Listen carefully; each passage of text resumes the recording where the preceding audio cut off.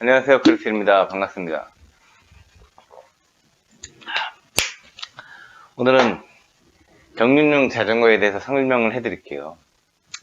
이 자전거 같은 거는 제가 오랜 시간, 약 20년 가까이 사용을 했기 때문에 누구보다 더 적나라하게 리뷰를 할 수 있을 것 같고요.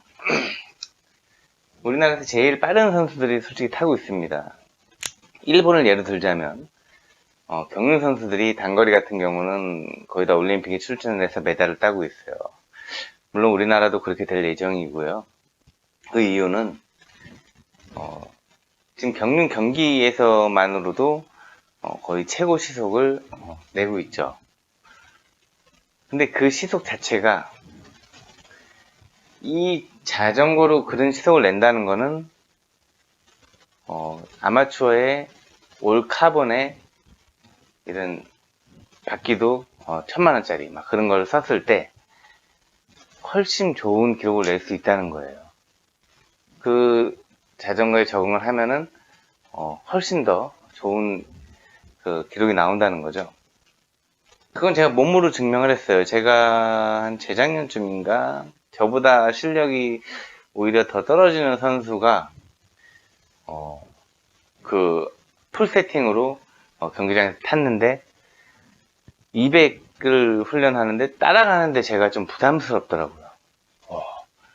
그러다 마지막에는 거의 이렇게 흐르는 모습까지도 나왔는데, 근데 이 같은 자전거를 했었다면은 그런 일은 있을 수 없는 거예요. 그래서 제가 알아본 결과 탄성이 좋아요. 탄력이 잘 안 죽어요. 탄력이 한번 쫙 올라가면 안 죽는데, 이거는 탄력을 힘으로 막 만들어야 되기 때문에 또 유지도 잘 안 되고, 그래서 아주 짧은 거리에 뭐 100m, 200m를 간다 그러면은 큰 차이가 없겠지만 그 200 기록을 내기 위해서 그 탄력을 한 100m 더 받거든요. 그때 녹아버립니다. 거의.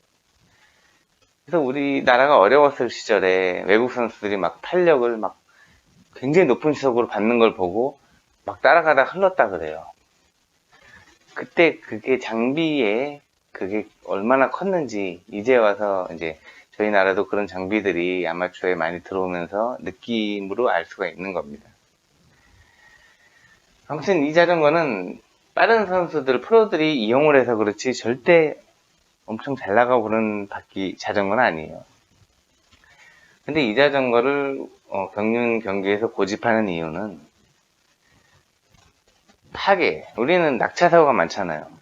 부서졌을 때 이 부분별로 보상이 가능해요. 뭐 상파이프가 찌그러졌다 그러면 상파이프만 갈 수가 있고 뭐 그런 게 가능합니다. 근데 카본 재질 같은 경우는 부서졌을 때 사용을 못하게 되는 경우가 굉장히 많고요. 수리비도 상당히 비쌀 뿐더러 아무튼 여러 가지 제약이 많습니다. 또 카본이 파손됐을 때의 그 파편, 그런 사고, 2차 사고의 문제도 있을 것이고, 물론 경기의 질은 더 좋아지겠죠. 더 빨라지고 하겠지만 경륜 경기를 뭐 빠른 경기를 보러 오는 게 아니고 순위 경쟁입니다. 경륜은 1, 2, 3등을 누가 하느냐에 따라서 그런 결과가 주어지지, 빨리 들어왔다, 뭐 속도가 빨랐다, 그건 중요하지 않아요. 근데 아무리 관리가 잘 돼도 저희는 100개월 이상을 사용을 못하기 때문에 이렇게 중고를 싸게 팔 수밖에 없는 현실입니다. 마음 같아서는 천년 만년 타고 싶지만 그 100개월이라는 그런 막혀있기 때문에 더 이상 탈 수가 없는 거죠. 아무리 관리가 잘 된 자전거도. 근데 뭐 연습용으로 쓰거나 이렇게 하는데, 좀 안타까운 점이, 좀 까는 얘기를 하자면, 이제 일본에서는 여러 업체들이 경륜 자전거를 만들어요. 뭐 파나소닉, 유명한 회사 나가사와, 브리지스턴, 뭐 이런 유명한 회사들이 있는데, 그 자전거 한 대 수제로 나오는데 뭐 길게는 한 달이 넘게 걸린다 그래요. 근데 저희 나라는 일주일을 넘기지 않을 정도로 자전거가 좀 빨리 나오고요. 심지어 저는 하루 만에 받아본 적도 있습니다. 그만큼 뭐 받는 사람 입장에서는 빨리 나와서 좋긴 한데, 일본 친구들한테 물어보니까 상식적으로 이해가 안 간다 그러더라고요. 왜냐면 용접해서 뭐 마르는 시간도 있고 뭐 그런 여러 가지 그런 강성이 만들어지는 시간이 있는데 그렇게 짧은 시간에 작업이 됐다는 게 조금 불안하긴 합니다, 솔직히. 자, 그럼 이 자전거에 대해서 한번 재원이라든지 이 부품 성능 그런 걸 한번 알아보죠. 자, 핸들부터 갈게요. 핸들은 니토 스템으로 달려 있고요. 알루미늄이나 크롬, 이건 다 크롬인데요. 이 알루미늄이나 크롬 두 가지 재질로 사용할 수 있고요. 물론 일본 제품입니다. 근데 이제 크롬 같은 경우가 좀 무게가 있고 묵직하고요. 저는 상체 힘이 좋기 때문에 크롬을 쓰고, 상체 힘이 약하거나 나이가 좀 많으신 분들은 이렇게 알루미늄을 많이 쓰시더라고요. 근데 저는 아직까지는 알루미늄 몇 번 써봤는데 저랑은 안 맞는 것 같아서 계속 크롬을 쓰면서 웨이트 트레이닝을 좀 많이 해주는 편이고요. 니기리, 일본말로 니기리라 그럽니다. 욕하는 거 아니에요. 소요 그립인데, 요건 이제 롱 그립이라 그래서 보통 일반 MTB 그립이 이렇게 짧으면 얘는 좀 길게 들어갑니다. 요거 같은 경우는 가격이 한 2만원에서 25,000원 정도 측정이 되어 있고요. 저도 좀 많이 사용했어요. 좀 시합이 없어서 못 갈고 있는데 색깔이 많이 변했죠. 원래는 흰색입니다. 하얀 색깔. 그리고 안장은 5골드, 이것도 일제예요. 이 일반인들은 타면 오래 못 앉아요. 이게 딱딱해요. 플라스틱. 딱딱하죠? 그 고무 같은 게 1도 없습니다. 저희는 0.12mm의 오차로 페달링이 굉장히 예민해지기 때문에 이게 푹신푹신한 재질을 거의 안 써요. 근데 이제 전리선이 안 좋거나 어렸을 때부터 도를 많이 타신 분들은 플라이트 안장을 쓰시는 분도 있어요. 그 두 가지는 허용이 되기 때문에. 자, 가즈맥스. 그리고 이 스템도 역시 니토 스템이에요. 니토에도 제품이 여러 가지가 나오기 때문에 딱 여기에 적합한 이 모델만 써야 됩니다. 그래요. 그 다음 보실 건 이제 이런 헤드 같은 거 하나하나도 다 일본 제품인데요. 뭐 듀라 에이스, 픽시용, 그 다음에 스기노, 하타 이렇게 사용하고 있어요. 비비도 마찬가지고, 비비는 하타, 스기노 쓰고 있고요. 여기도 이제 크랭크는 이제 듀라 에이스지만 이것도 스기노 쓸 수가 있고요. 스기노 7호라든지 뭐 골드, 자기 취향에 따라 크랭크는 쓸 수가 있습니다. 로터 크랭크도 요즘은 쓰는 분들도 있고요. 여러가지 이 차체 외에는 좀 이렇게 많이 여러가지 쓸 수 있게 풀렸어요. 캄파 제품도 쓰는 분도 있고. 그리고 이것도 체인 조절기, 바퀴가 뒤로 팍 밀려나가지 않게 쓰기 때문에 이것도 굉장히 중요한 장비인데, 이것도 일본 제품입니다. 그리고 바퀴는 아라야, 이름만 들어도 아사히랑 비슷하죠? 아라야 헬멧을 전문적으로 많이 만드는 회사죠. 아라야 헬멧 있죠? 이것도 일본 겁니다. 그리고 허브도 드라이스 일본. 그랑 콤페 것도 일본 건데 그거 써도 되고, 뭐 캄파 것도 쓸 수 있을 거예요. 드라이스. 근데 대부분 드라이스를 씁니다. 왜냐면 제일 잘 타는 선수가 이 세팅이기 때문에 거의 따라하는 거죠. 잘 타는 선수 따라하면은 반은 먹고 들어가잖아요.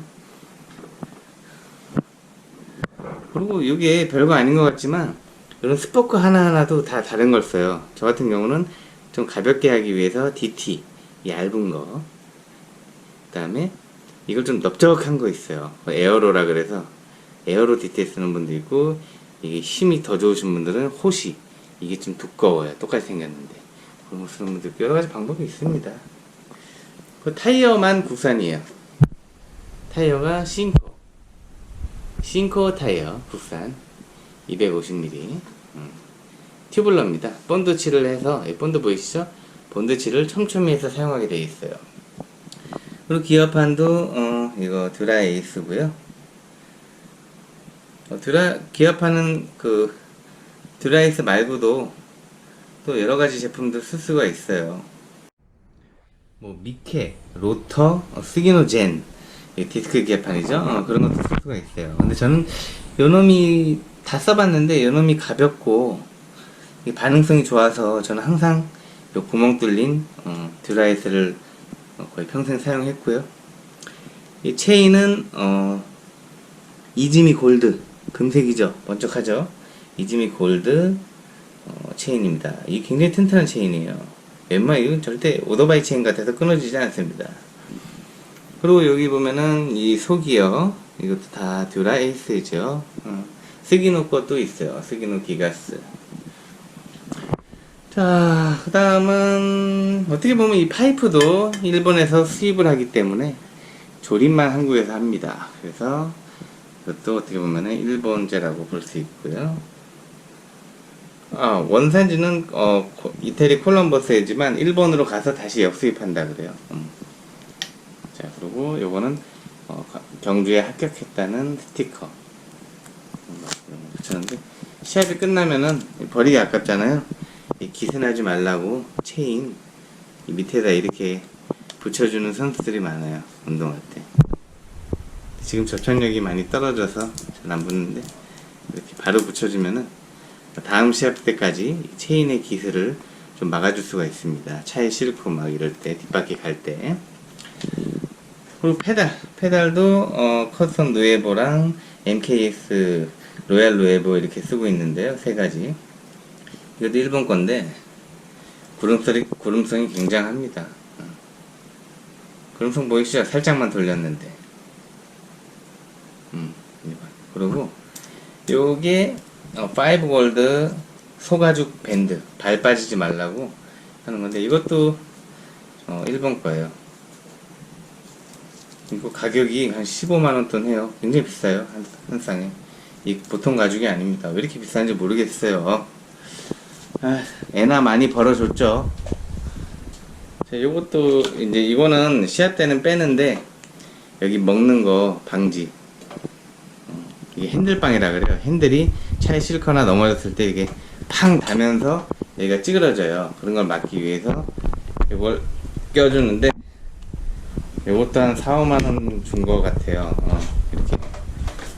요것도 5골드 일본 겁니다. 그냥 스티커만, 코렉스 스티커만 한국 거고 다 일본 거라고 보시면 돼요. 왜냐면 경륜이 종주국이 일본 거잖아요. 아마 경륜을 한국에서 먼저 시작했다면은 다 국산이 아니었을까 싶네요.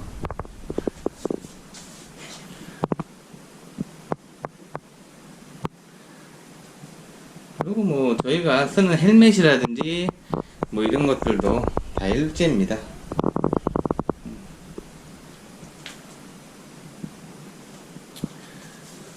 그래서 경륜 선수들한테는 어느 정도 일본의 그런 감성이 좀 많이, 오랫동안 일본 자전거를 타다 보니까 일본을 좀 가고 싶어 하는 선수들도 많고, 일본에 대한 적대감이 좀 없어요. 그래도 일본 선수들하고 교류도 활발했었는데 지금 코로나 때문에 완전 끊겼죠. 몇 년간. 어때요? 멋있나요? 저도 진짜 클래식하고 관리가 편하고, 정말 저도 이 경륜 자전거 좋아해요. 하지만 어필이나 이런 건 타시면 안 됩니다. 굉장히 힘들어요.